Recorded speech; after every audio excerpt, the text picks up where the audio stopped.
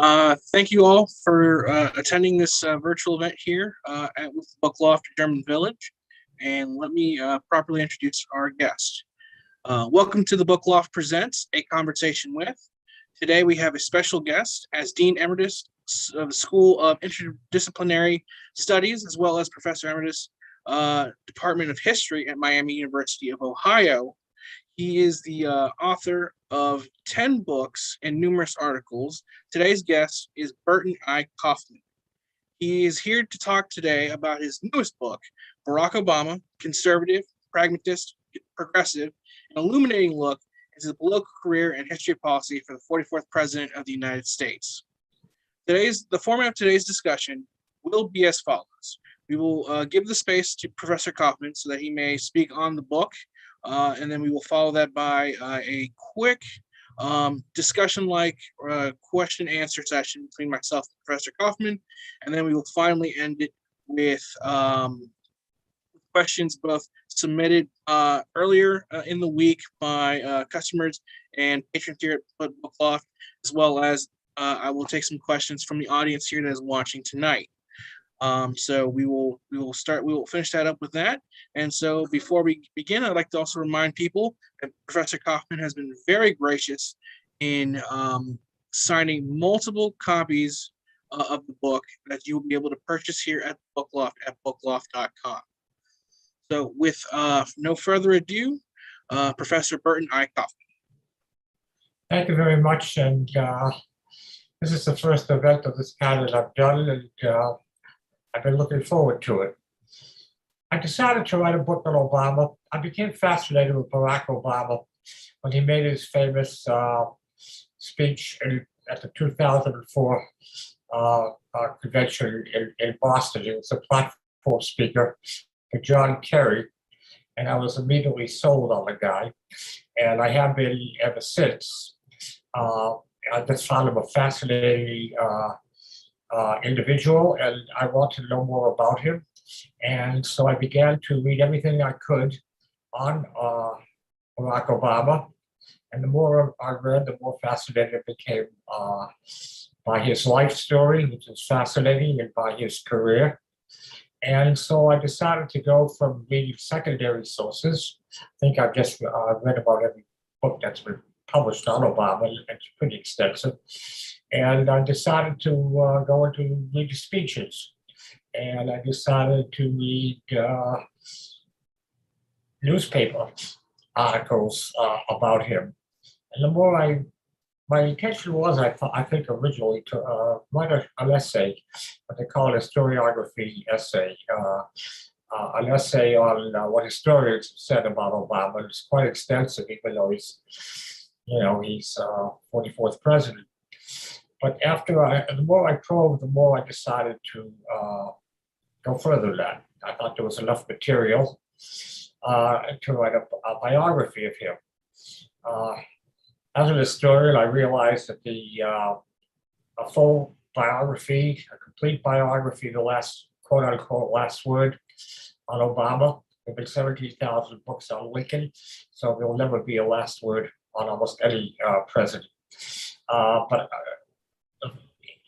the archives, that which historians look at, the basic papers, the inter-White House papers, are not open for probably 10 or 20 years after a president leaves office. I realized this was not going to be the definitive work. I never intended to be, but I thought I could write a complete enough biography of him.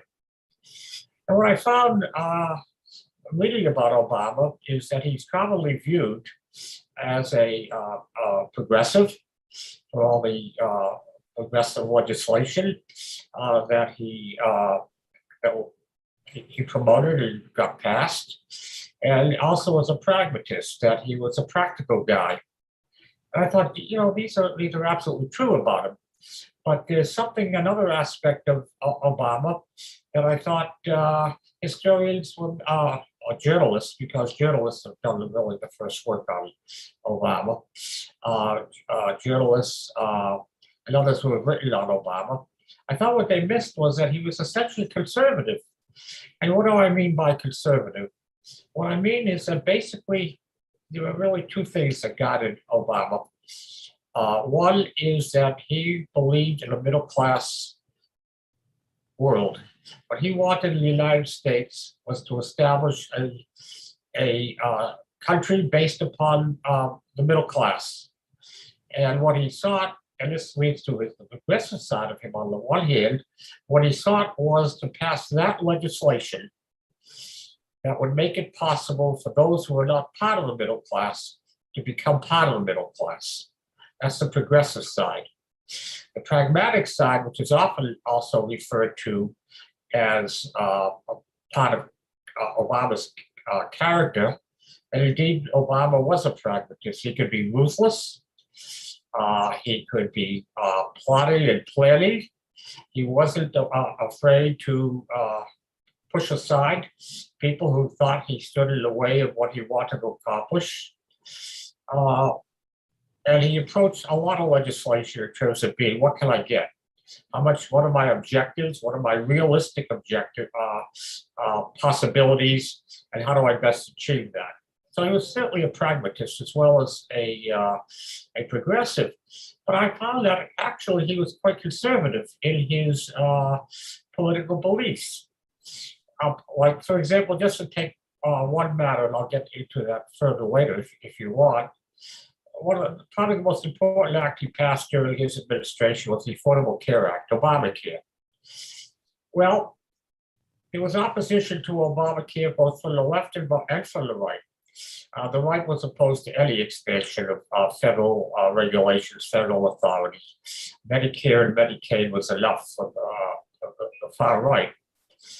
But the left wanted more radical legislation, and they wanted a national health insurance program of some sort.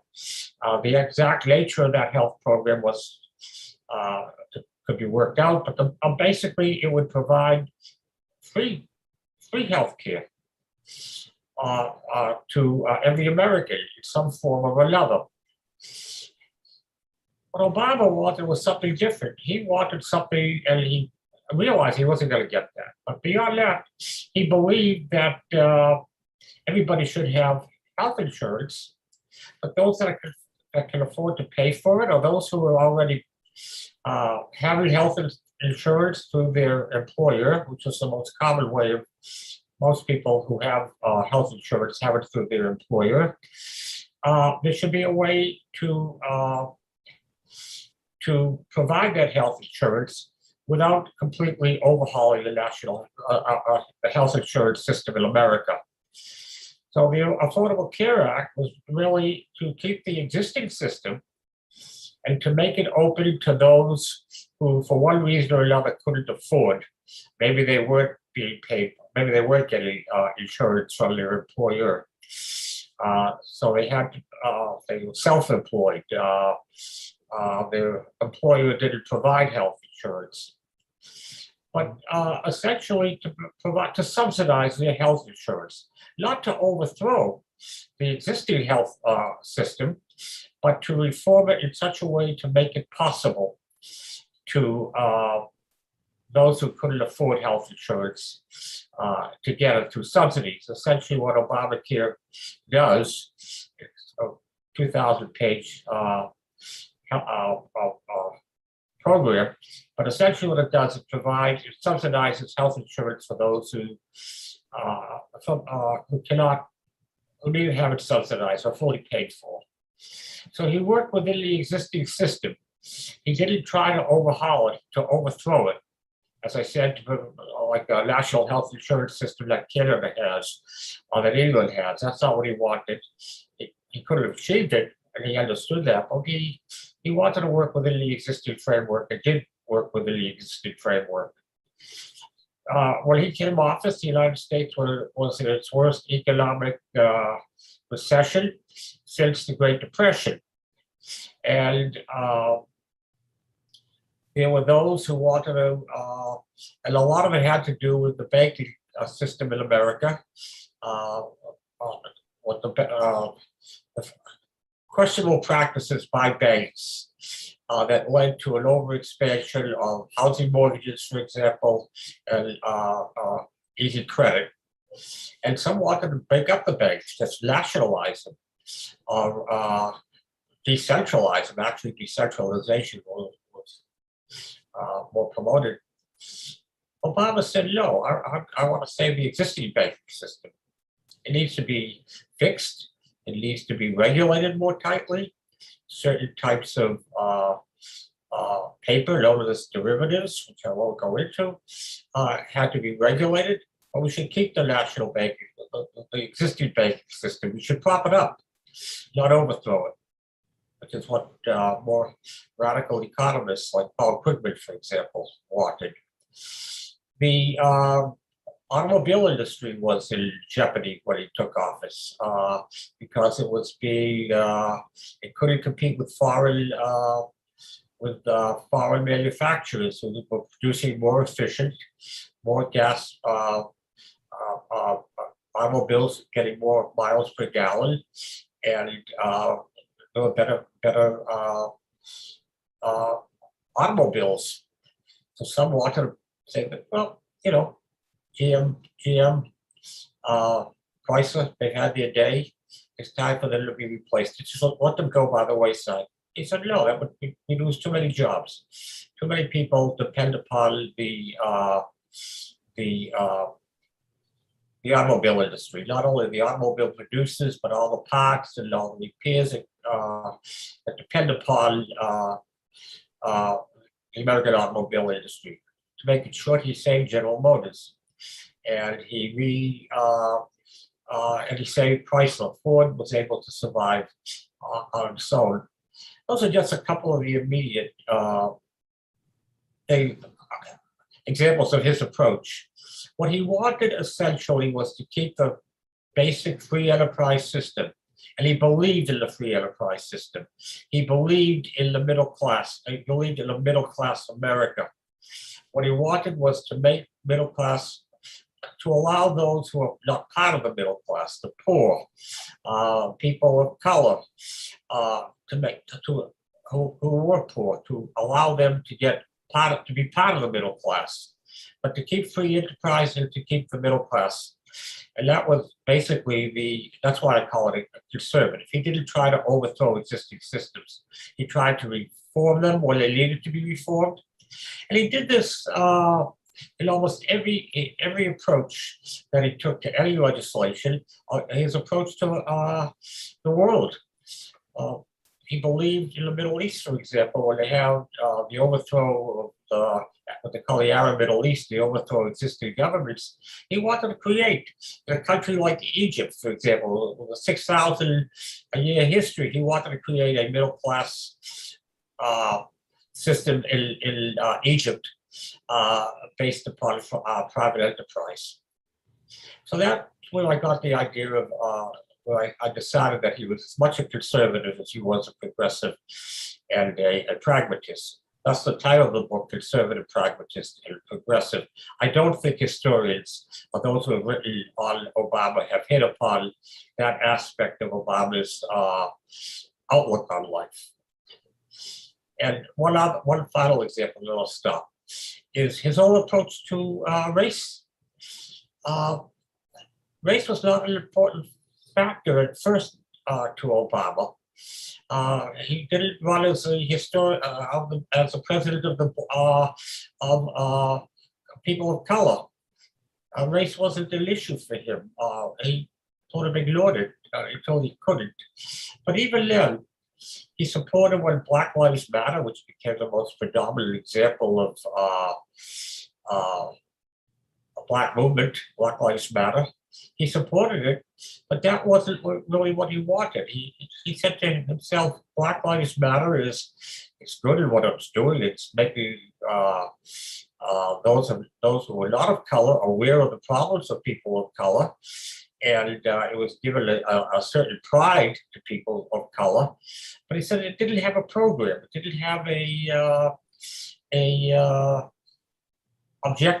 particular objectives in mind. And instead, he came out with what we call My Brother's Keeper. Now, one other thing about Obama I haven't mentioned, but he was a community organizer. That's how he got his career started as a community organizer. So he promoted a program that still exists today called My Brother's Keeper, which promotes the development of community organizers to promote and work with particular causes in underprivileged areas in the United States and worldwide.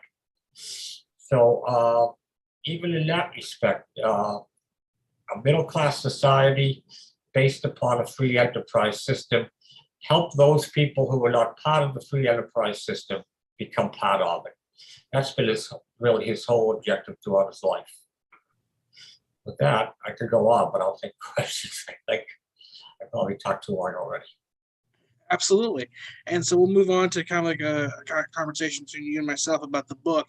As you're talking about this kind of holistic look at the kind of like the highlights of the Obama presidency, I kind of want to go and talk about, you're writing this book about the political history of the administration and of the 44th president, and I wanted, from your perspective as a historian, how important is it for some, as we're like getting this wave of Obama books, as you were talking about earlier about how Lincoln has like so many books written about him, as we're getting these wave of like aides and different cabinet officials kind of writing their memoirs, including President Obama himself.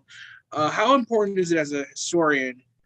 Is it to have a book where we can kind of objectively look at like the policy decisions that the administration made and kind of the political outlook of the president in regards to the things that he did while in office?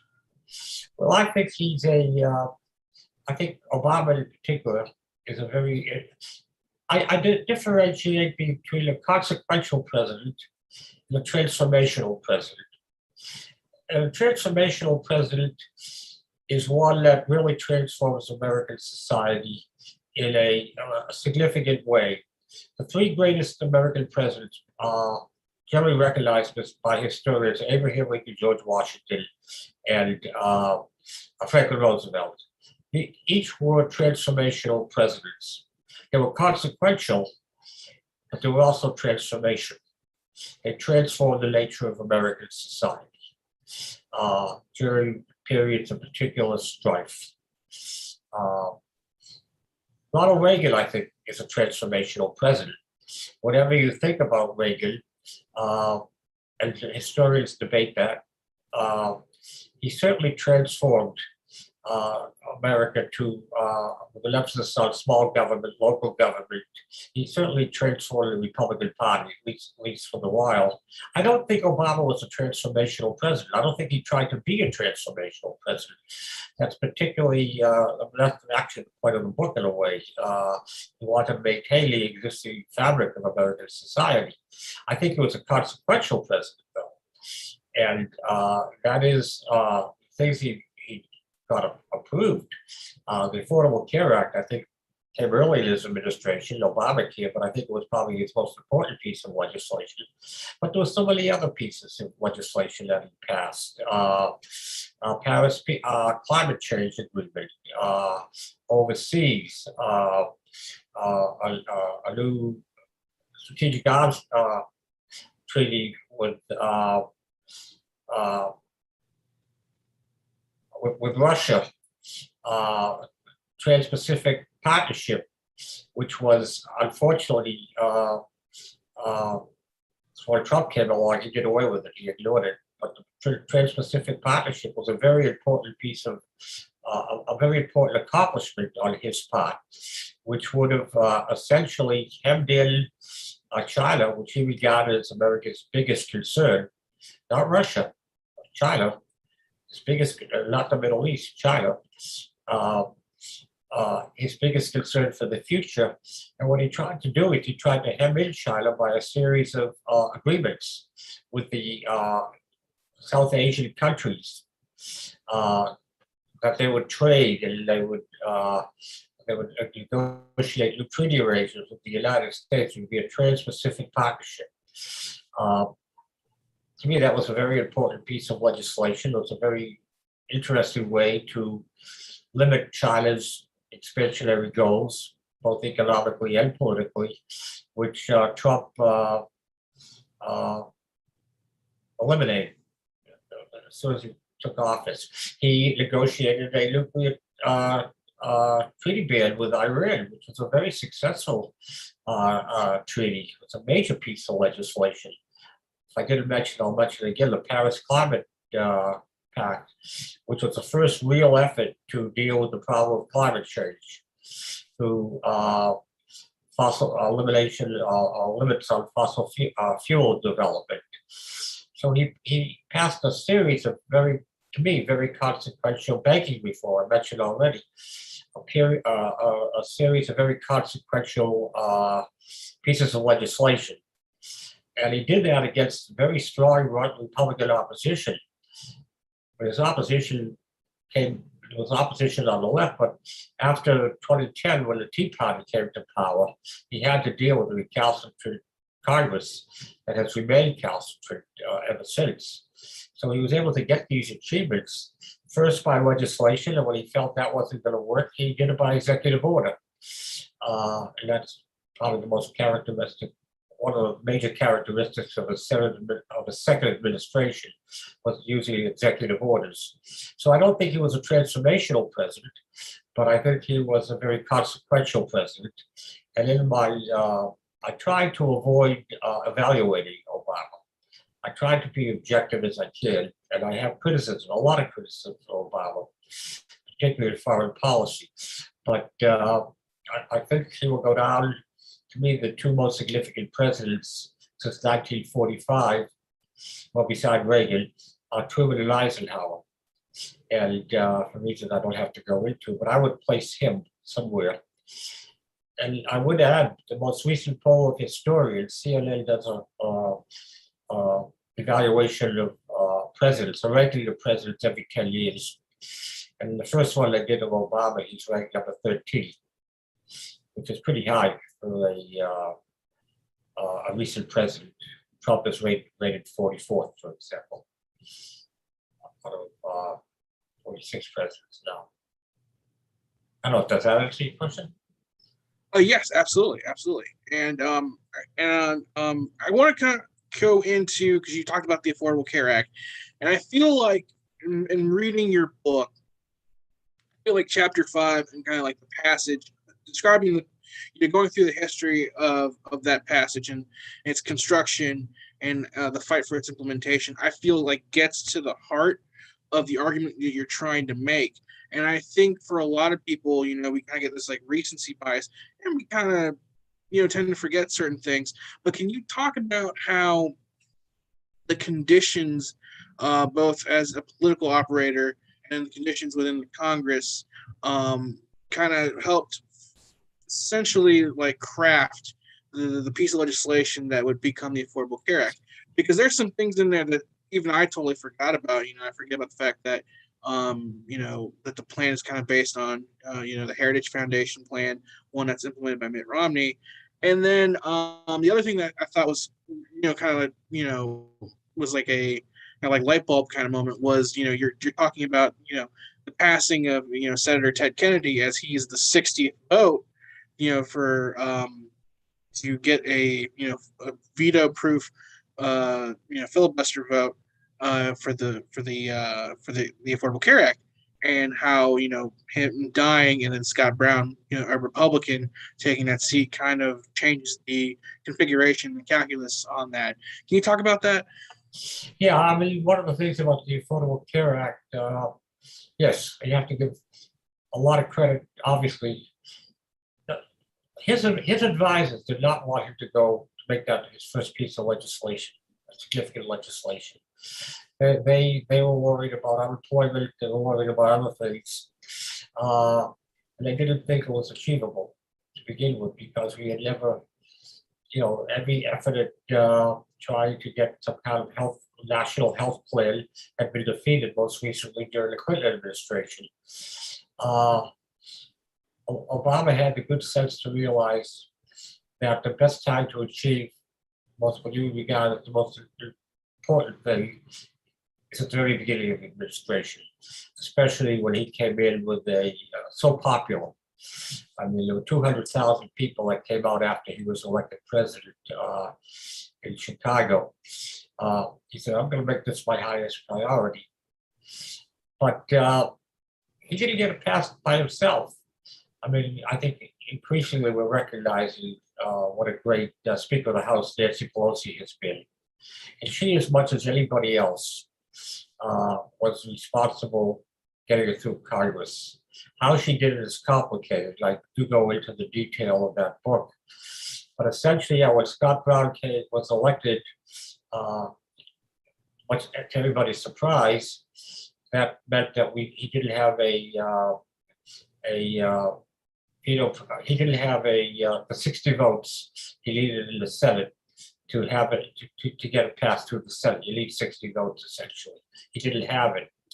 But meanwhile, the House had passed the bill, and what Nancy Pelosi was able to do was to work out an agreement with the Democratic leaders to essentially get the Senate to approve the House version with some minor modifications, as I recall, and then get the House to approve the Senate version of the bill.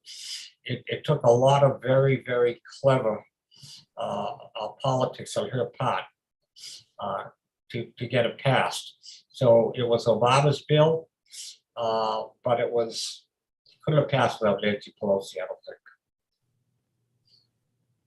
It almost didn't pass. I mean, everybody, people give it up. But one thing he did do, there was, I go into it in my book, that there were continued efforts by the Republicans to repeal Obamacare. And they were hoping the Supreme Court would repeal Obamacare. Trump made made an effort to repeal Obamacare. But what happened after Obamacare, the Affordable Care Act, is that the dialogue changed from we're not going to have a national program of health insurance. The government has no role in health insurance, to what form of health insurance should we take? Should it be subsidized, as some Republicans should it be block grants made to states to figure out how best to provide some form of relief to those who might need health insurance, but much scaled down from what Obama had in mind. But it wasn't any longer. The debate was over. The federal government had a responsibility. What that responsibility was might be negotiated. Now, of course, I don't think Obamacare is even an issue anymore. It was like Social Security. There was a lot of opposition to Social Security after it was passed. Nobody would touch it with it was the third rail of any proposal that might limit Social Security. And I think Obamacare is now a third rail. I think it's pretty safe now. And to continue on with this conversation, as we go look back through the 8 years of President Obama's presidency, it's kind of remarkable how there are some pretty significant and consequential, moments in regards to race relations. Being the first African American president that he'd have to deal with, in specific,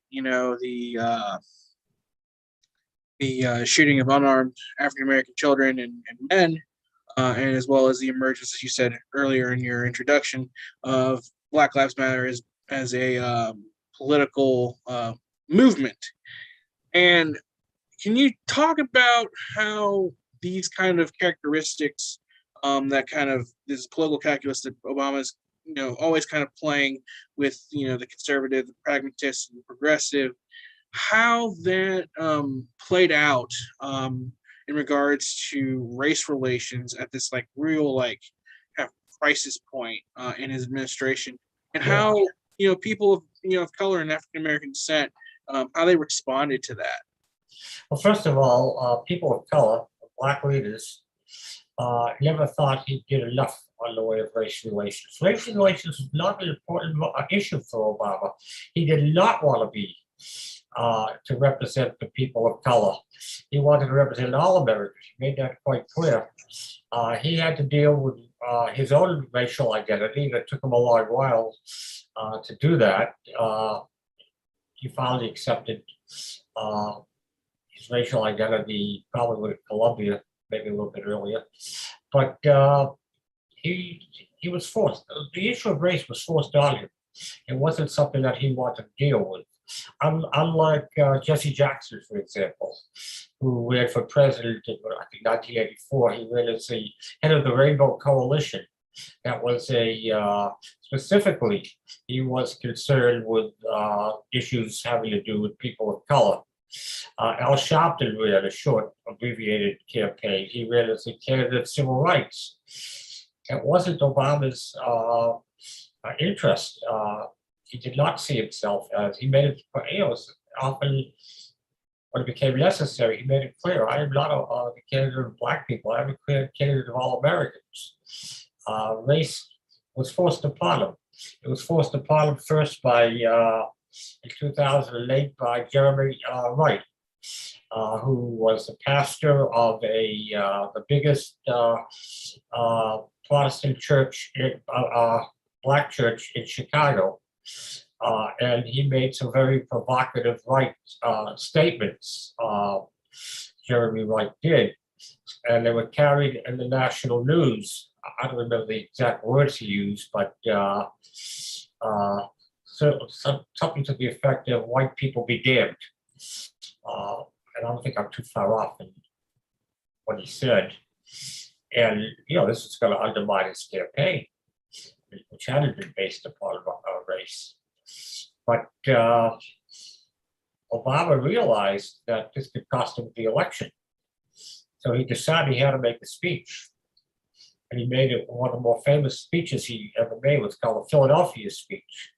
And it was held in the Constitutional Hall, I believe, in Philadelphia, in which he essentially he didn't completely disown Jeremy Wright, but in effect, he separated himself completely with Jeremy Wright's statements.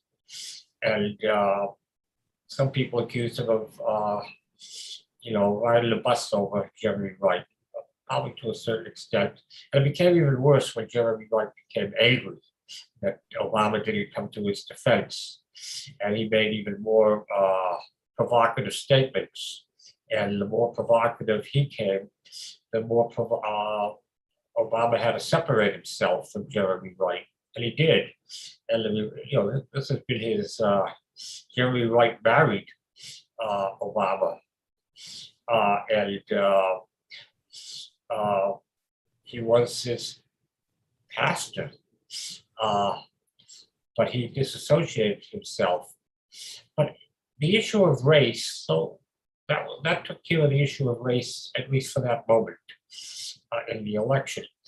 But the issue of race really came up front during his second administration, beginning with the killing of Trayvon Martin, and then with the killing a couple of years later. I think Trayvon Martin was, I think, 2012, and Michael Brown was a couple of years later. And then, of course, there followed a series of killings,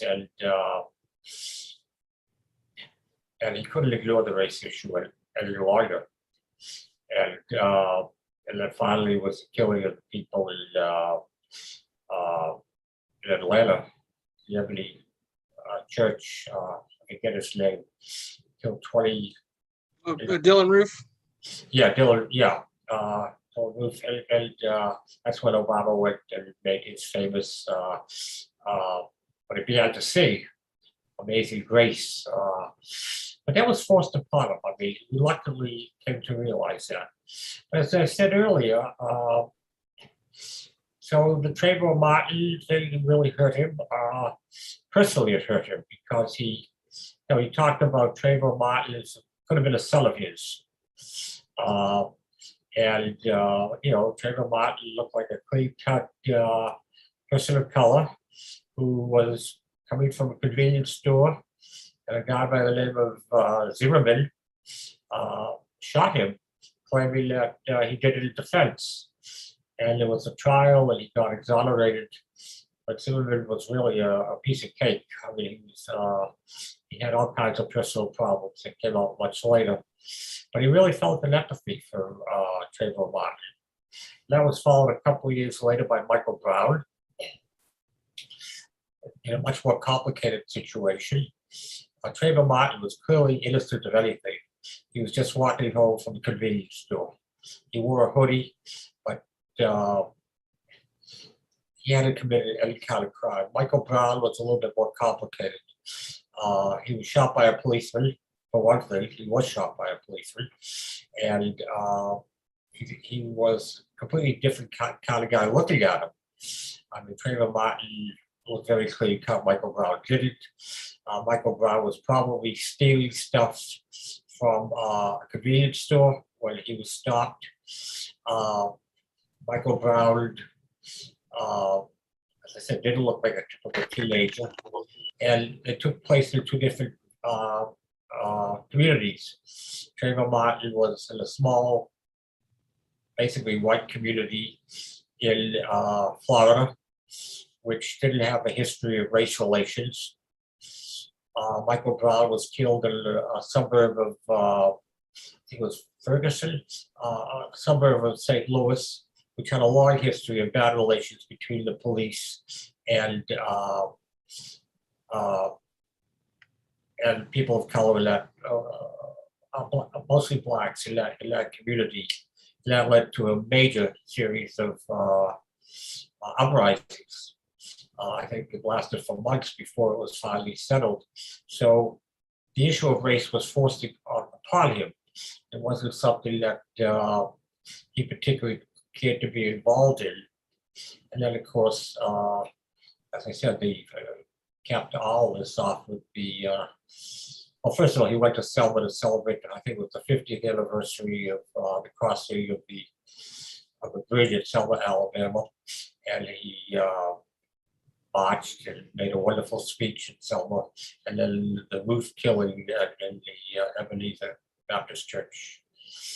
But it wasn't something that he wanted to deal with. That was not his intent. It was forced upon him to deal with it, and he did. But I said his approach he accepted Black Lives Matter, but that wasn't what he emphasized. He emphasized my brother's keeper, community organization to help. He was a community. I haven't really talked much about that, but that's his whole background was as a community organizer. That's where he got a start in Chicago. And community organization always has, it still does, mean a great deal to Obama. Obama Foundation has My Brother's Keeper is a program of the Obama Foundation, and each year Obama brings 25 to I think 40 people from all over the world. You get like something like 50,000 applications. They bring them to Chicago to the Obama Center to train them and to make connections with them. Community organizers to meet other community organizers, and also to get training. And they can pick up a master's degree, I think, through Columbia University, and then they go back into their communities. And they are funded. They're given varying amounts of money to promote their community organization efforts, and that's how he wants to. He believes that politics, that getting things done, comes from the top down, but he also believes it has to begin from the bottom up as well. The top down, bottoms up arrangement that he sees. But his real emphasis is not on Black. It was, as I said, it was forced upon him. It wasn't something that he wanted to deal with. But to the extent he had to deal with it, he came up with his solution. It became an important part of his administration. That's an excellent way to end this portion of this event. And so we're going to move now to audience questions. For those watching right now, you can ask questions, and I will try to read them out. I also do have questions from customers here in the area that have pre-written things that I will ask Professor Kaufman. So I will start off with a pre-written question, and as we're discussing that, feel free to ask questions in the chat section, and I will try to read them out as much as possible. So, begin. We have Lisa from New Albany. She is going to ask, with the election of Donald Trump, did it come as a surprise to President Obama? In videos I have seen, it feels as though he views it as a failure on his part. It came as an absolute shock to Obama. Absolute shock. All the polls, everything indicated that Hillary Clinton was going to win that election. But it came as a shock to just about everybody in the country, including, I think, Donald Trump. All the polls indicated that he would lose and lose rather handily. But for Obama, because Obama believed that Hillary Clinton would carry out his legacy, and that was his purpose. Now, he already had, even before Trump officially announced that he was running for president, even long before 2016, you may recall that Trump led the birther movement. He claimed that without any proof at all, although he claimed he had proof, he never did, of course. He claimed that Obama had been born in Kenya, and consequently wasn't, because you have to be born in the United States to become president of the United States, that he was disqualified from becoming president, and he demanded to see his birth certificate. And of course, Obama produced a version of his birth certificate, but a small version that's normally given out to those who need a birth certificate. He insisted on the bigger version, the larger version. And Obama eventually produced that. Nevertheless, I don't think Trump finally recognized that he wasn't born in Kenya until after he became president. And then he did that reluctantly. So his dealings with Trump go back earlier, go back to 2012. And you may recall that I will tell you, in 2011, during a dinner for the White House reporters that was carried on television, Obama made fun of Trump, in part because of the birther movement, and Trump never forgot that. And of course, once he became president, he was determined to do away with everything, because his instinct was to do away with the things that Obama wanted anyways. Obama believed in alliances, working with NATO and some other similar regional groups. And Trump was determined to eliminate everything that Obama believed. So instead of carrying on his legacy, as he hoped Hillary Clinton would have, Trump was determined. I mean, there were many reasons why he did what he did, but part of the reason was to get revenge on Obama. He never forgave him. And of course, Obama did not intend originally to go after Trump the way he later did, but Trump accused him of all kinds of things. They met, it was a courtesy call after Trump was elected, and that went well enough. But after that, he accused Obama of having wiretapped his electronics in Trump Tower. He get away with some of the most important things. We haven't talked about the Paris climate change agreement, another one of Obama's major achievements. He got out of that. Another one of what I consider a great achievement was the nuclear test ban treaty with Iran. He eliminated that, and was still working to try to get that replaced. So he did it away with Paris Climate Change Agreement, the agreement with Iran. He did away with the Trans-Pacific Partnership, which I think I mentioned briefly, but it was an agreement among the South Asian countries to try to work economically and sort of try to surround China with a trading bloc that would limit China's expansion economically. And instead of directing trade towards China, would direct trade between the partners in the Trans-Pacific Partnership. And he did away with that also. So he did away with just about everything. Trump had contempt of NATO, and so he tried to separate the United States from NATO. He tried to undermine NATO, essentially. And of course, he had this strange relationship with Putin. I haven't talked about Obama's relationship with Putin, but it certainly was much less distrustful, much more distrustful of Putin than than Trump was. So increasingly, he had to go on the attack as Trump continued to attack Obama. Obama responded, and then he realized, in his view at least, that Trump was doing major damage to the basic fabric of American society. That he had developed a cult, and the cult took over the Republican Party essentially, in Obama's view, which I think is not an accurate view, and he feared the consequences of the Trump presidency. I think, again, as an historian, good reason. We have an audience question here on the stream. The question is, given what we now know about how obstructionist and determined the Republican Party was to obstruct the Obama agenda, if given a do-over, do you believe Obama would have been as conservative as he was during his presidency? Well, I think you have to.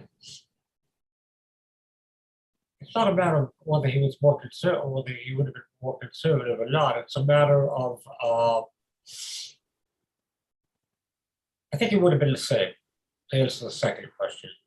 But what Obama did is he essentially decided, well, if I can't deal with the Republican Party, I'm going to do executive orders. And that's what characterized a lot of his second administration. He did things by executive order. Now, you have to keep in mind executive orders can be rescinded by the next president.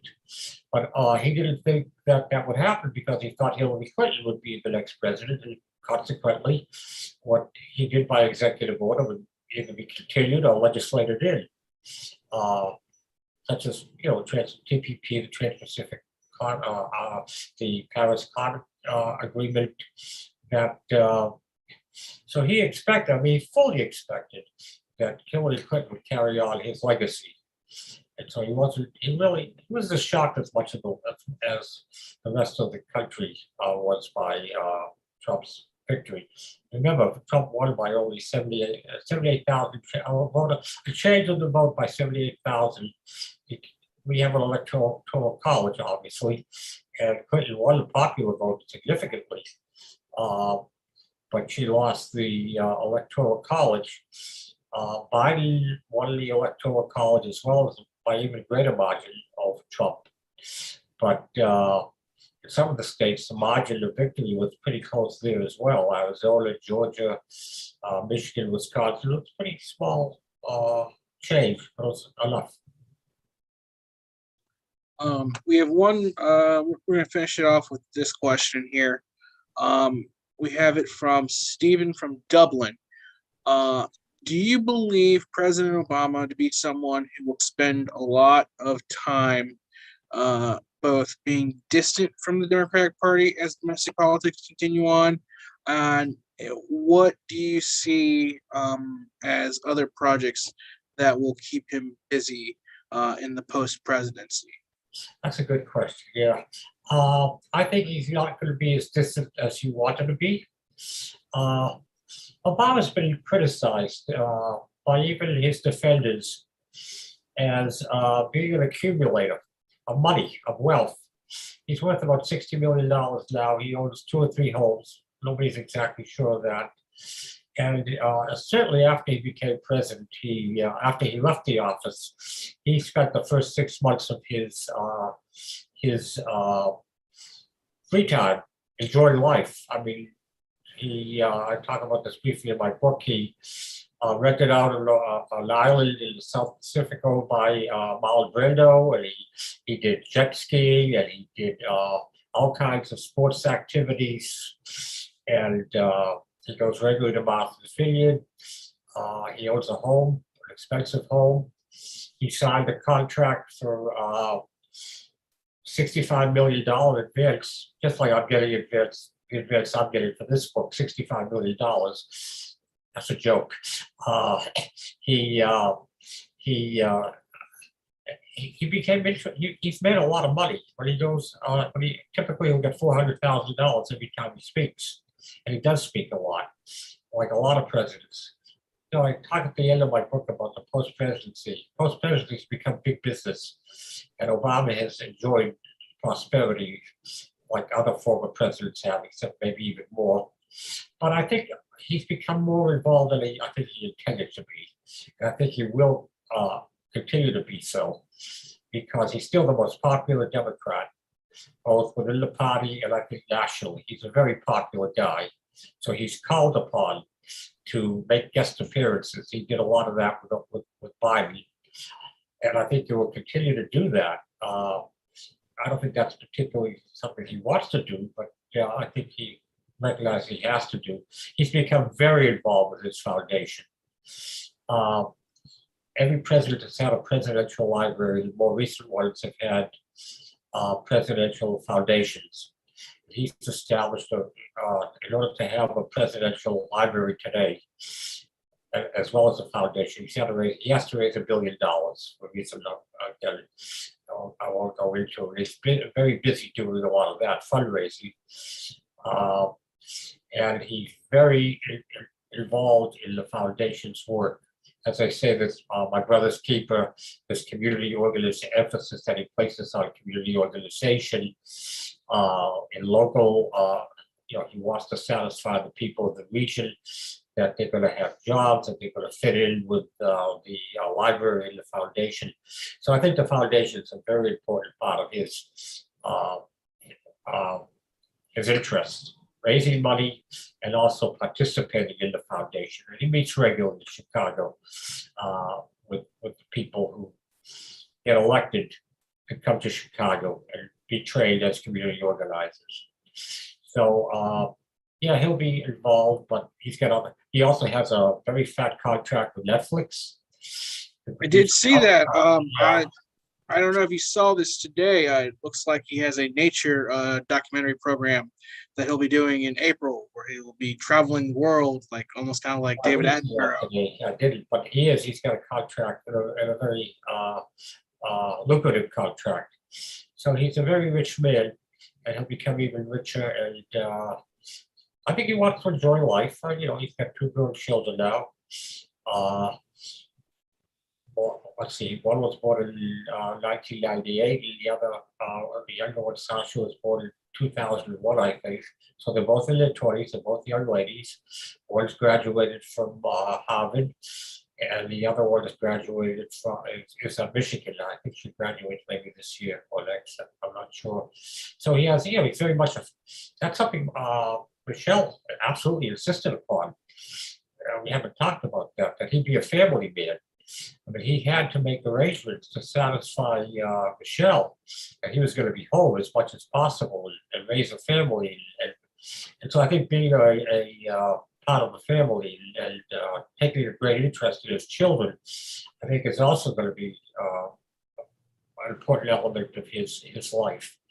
But yeah, he'll remain active. He has to. He has to help me. There's going to be that many demands on him to do that. That's not his primary interest, I think. Well, I want to thank you for joining us today, Professor Kaufman. The book is called Barack Obama, Conservative, Pragmatist, Progressive. It's a fantastic book. It's a great read. You'll learn a lot, and you might remember more about the presidency than you may have kind of forgotten in this kind of hyper, news, kind of Well, I moment. well, I thank you, and I enjoyed this. And if anybody has further questions, they can email me to you. Absolutely. If you'd like to do that, bookloft.com, you can send questions and we can pass those along to Professor Kaufman.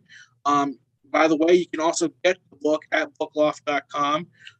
It'll be Professor Kaufman has been very gracious to sign copies once again. There'll be autographed copies. And Burton and Kaufman, I thank you for joining us today. Well, I thank you. It's my pleasure.